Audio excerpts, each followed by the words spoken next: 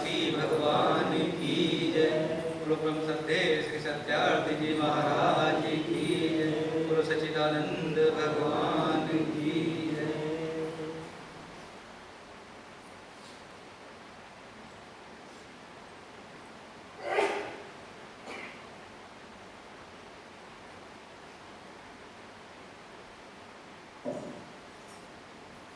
एक शब्द है परिमाप। हम किसी वस्तु की जितनी परिमाप लेते हैं हम उसको उतना ही जानते हैं, और उस वस्तु के अगर हमने परिमाप को और बढ़ा के देखा तो हम उस वस्तु को के बारे में और ज़्यादा जानते हैं। और ज़्यादा उसकी परिमाप को बढ़ाकर देखा तो हम और उसकी गहराई में चले जाते हैं। ऐसे ही है ना। जैसे पुस्तक है, अगर हमने ऊपर से देखा तो ज्ञात होता है कि हाँ ये कोई धार्मिक पुस्तक है, कोई धार्मिक पुस्तक है। और जब हम उसका और आगे का उसका जो मेन कवर है वो पलटते हैं तो उसमें पता चलता है कि वहाँ ये उस लेखक द्वारा रचित है और इसमें ये वर्णन इसमें हुआ है। और जब हम उस पुस्तक को और आगे बढ़ते हैं पढ़ते हैं तो हमें और ज्ञान उससे मिलता चला जाता है, और जब हम पूरी पुस्तक पढ़ लेते हैं तो हमें पूरा ज्ञान हो जाता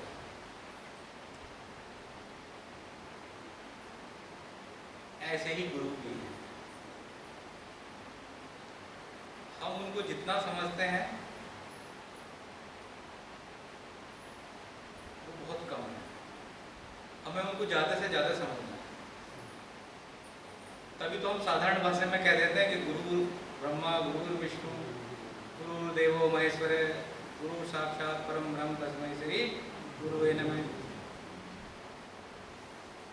कि गुरु ही शिव है, गुरु ही विष्णु है, गुरु ही शिव है, गुरु परम ब्रह्म साक्षात परम ब्रह्म है। ऐसे गुरु को हम नमन करते हैं। तो हमने अभी इतना ही जाना है, तो हमने अभी इतना ही जाना है। और जब हम इतना जान जाएंगे, कितना, गुरु परमानंदम गुरु महाज्योति स्वरूपम दिव्यम गुरु त्रिदेवतीतम तत्वदर्शी गुरु पराकाष्ठा नौमयम, तब हमारी आंख खुलेंगी कि अब तक तो हमने गुरु को इतना ही समझा था, लेकिन जब हम क्या जानेंगे कि गुरु वो परम आनंद है, वो महाज्योति जिसकी हम तलाश में हैं, जिसका हम प्रयास करते हैं, गुरु वो महाज्योति है, उसका भी वैसा ही स्वरूप, वैसा ही दिव्य स्वरूप है। और क्या है गुरु जिनकी हम बात कर रहे थे कि गुरु ब्रह्मा गुरु विष्णु, वो तो कौन से गुरु? तत्वदर्शी गुरु। वो तो इनसे भी परे हैं, त्रिदेवतीतम, इन तीनों देवों से भी परे है। वो पराकाष्ठा जिस पर वो परमात्मा प्राप्त होता है, वो पराकाष्ठा है। ऐसे गुरुओं को हम नमन करते हैं। तो जिस वस्तु को जितना समझोगे उतना ही उससे मिलेगा। इसलिए और ज्यादा समझने की कोशिश करो, और ज्यादा समझने का प्रयास करो, तो ये जो विचार उठते हैं ना मन में, ये सब खत्म हो जाएगा। ये जो हलचल उठती है ना चित्त में, ये सब खत्म हो जाएगी। इसलिए हमारे दिनेश सत्री जी हैं, उन्होंने एक बहुत अच्छा मूल मंत्र दिया कि जिस वस्तु में कठिनाई होती है समझने में, अगर हम एक विद्यार्थी की बात करें, जिस टॉपिक को समझने में या याद करने में बड़ी कठिनाई हो, तो उन्होंने मुझे एक मूल मंत्र बताया कि उस टॉपिक के विषय में तुम ज्यादा से ज्यादा पढ़ो, पुस्तक में पढ़ो, किसी से विचार विमर्श करके पढ़ो, कंप्यूटर पे सर्च करके पढ़ो, इंटरनेट पे पढ़ो, पढ़ते रहो। जब तुम उसका 1000% पढ़ लोगे तो कम से कम 100% तो याद रह ही जाएगा। ऐसे ही गुरु को तुम ज्यादा से ज्यादा समझने की कोशिश करो।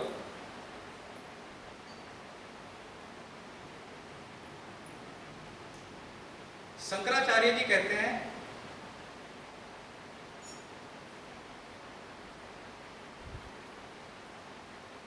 जो हम योग करते हैं, गुरुजी भी कहते हैं इस बात को, कि जो हम योग करते हैं, योग का क्या अर्थ है कि उस अप्राप्त को, जो प्राप्त नहीं हो सकता यानी कठिन है, उसको हमें प्राप्त करने का प्रयास करना योग है। उस परमेश्वर को ही तो प्राप्त करना है हमें, जो कि सबके लिए अप्राप्त है, लेकिन हमें ऐसी विधि मिली है कि हम उसे प्राप्त भी कर सकते हैं, तो इसका प्रयास करना योग है। ये कुछ भी नहीं है, लेकिन जो प्राप्त किया हुआ है उसको संभालना एक बहुत बड़ी कला है। जो प्राप्त कर लिया है उसको संभाल कर रखना एक बहुत बड़ी बात है, ये कला है। प्रयास सब कर रहे हैं, लेकिन जो मिल रहा है उसको संभालना बहुत जरूरी है। इस पृथ्वी में आपने देखा बहुत सारी वनस्पतियां हैं, बहुत सारे तत्व हैं। तो जो वनस्पति जैसी है वो उस पृथ्वी में से वैसा ही तत्व निकाल लेती है। वो पृथ्वी में से वो वनस्पति या वो जो बीज है वो वैसा ही तत्व निकाल लेती है और फिर वैसा ही वो वृक्ष उत्पन्न कर देती है। जैसे जिस बीज तरु तिन्हि तैसी, खींचत भूतत्व निज तत्व वैसी, सकल तिहि तत्व श्रेणी नाना, भरहि सो नियम माना। यानी जिस बीज में जैसा तत्व विद्वान है वो वैसा ही वृक्ष उसमें उत्पन्न होता है। और इस पृथ्वी में अनेकों तत्व विराजमान हैं, लेकिन वो जैसा बीज है वो उसी के अनुरूप उस पृथ्वी से उस तत्व को खींचने की कोशिश करता है, और ये पृथ्वी भी उस तत्व को उसमें भरने की कोशिश कर देती है, भर देती है। और इतना करने के बाद भी ये पृथ्वी अधूरी नहीं रहती, परिपूर्ण रहती, वो कभी खाली नहीं होती।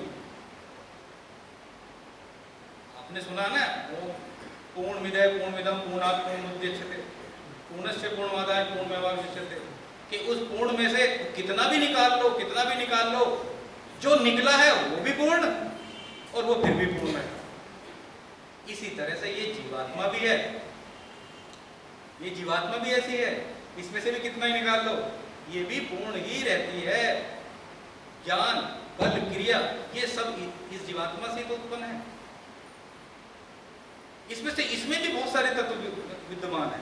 जैसे पृथ्वी में बहुत सारे तत्व विद्यमान है, ऐसे ही जीवात्मा में भी बहुत सारे तत्व विद्यमान है। इसमें से अब निर्भर ये करता है कि तुम कौन सा तत्व इसमें से खींचना चाहते हो।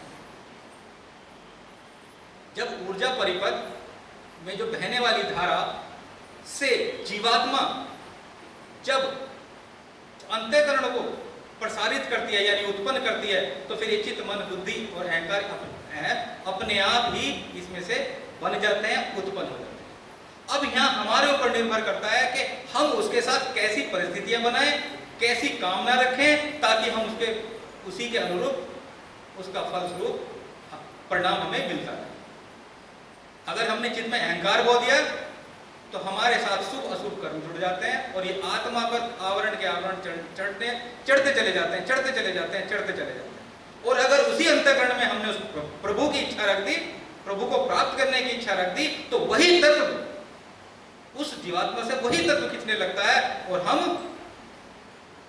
उसी तत्व की ओर खींचते चले जाते हैं। जैसे एक वृक्ष, अगर आम का वृक्ष हमने बोया है तो वो आम पृथ्वी से उसी तत्व को खींचकर आम का वृक्ष उत्पन्न होगा और हमें आम प्राप्त हो जाएगा। इसी तरह से जब हमने अंतःकरण में प्रभु के प्राप्ति की इच्छा रखते हैं तो वैसे ही तत्व, वैसी ही परिस्थितियां, वैसी ही कामना हमारे अंदर उत्पन्न होने लगती है और वैसे ही हमारे अंदर प्रयास होने लगते हैं। तो अब ये निर्भर हमें करता है कि हम अपने अंतःकरण में हमें क्या बोना है, कामना बोनी है या प्रभु प्राप्ति की इच्छा बोनी है। तो प्रभु प्राप्ति की इच्छा एक बार बो दो, क्योंकि एक बार अगर जब बीज पृथ्वी में जम जाता है तो वो बीज वृक्ष के रूप में एक न एक दिन निकलता जरूर है। इसलिए रोज जो तत्व आपने, जो बीज आपने अंतःकरण में अपने बोया है, अब उसमें खाद पानी डालते रहो। खाद पानी कैसे डालेगा? सत्संग में आने से, ध्यान में बैठने से, ये प्रयास करते रहो, खाद पानी सब लगता रहे, और एक दिन जो बीज तुमने अपने अंतःकरण में बोया है वो विकसित होगा। कैसे विकसित होगा कि तुम्हें भान होगा, तुम्हें ज्ञात होगा कि तुम्हारी ही आत्मा इतनी प्रकाशमान है, इतनी दिव्य प्रकाशमान है, तब तुम्हें समझ में आ जाएगा कि गुरु परमानंदम, इसका अर्थ तुम्हें समझ आ जाएगा। इसलिए जिस वस्तु को जितना टटोलोगे उतना ही ज्ञान निकलेगा। इसलिए गुरु जी को उतना ही टटोलो। टटोले से मतलब ये नहीं कि तुम जाके ढूंढ लो। टटोलने से मतलब है कि जो उन्होंने ज्ञान का रास्ता हमें बताया, जो ध्यान का रास्ता बताया है, जो उन्होंने बताया कि ऐसे ध्यान करो, वैसे ध्यान करो, अब उन्हें टटोलो, मतलब अब उनके रास्ते, बताए हुए रास्ते पर चलो।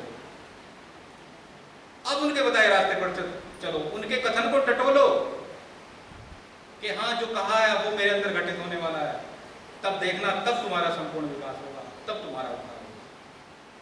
कभी कोई जेब टटोल ले जाके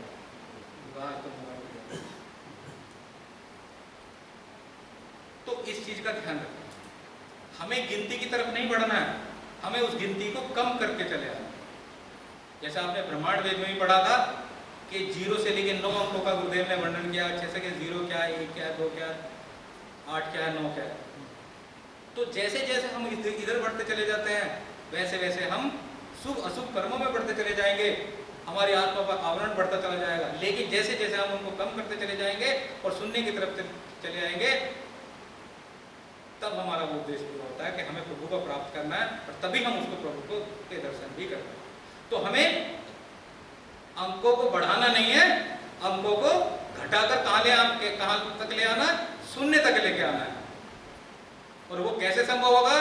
जब जब हम गुरुदेव के सानिध्य में, चरणों में बैठकर उनके बताए हुए रास्ते पर चलेंगे, उनके बताए हुए कथन को टटोलेंगे, प्रयास करेंगे, तभी वो संभव। प्रयास करो और जो मिले, दूसरी बात तो मेन बात क्या है, प्रयास करो और जो प्रयास करने के बाद जो मिला है, जो प्राप्ति है, उसको संभाल कर रखो।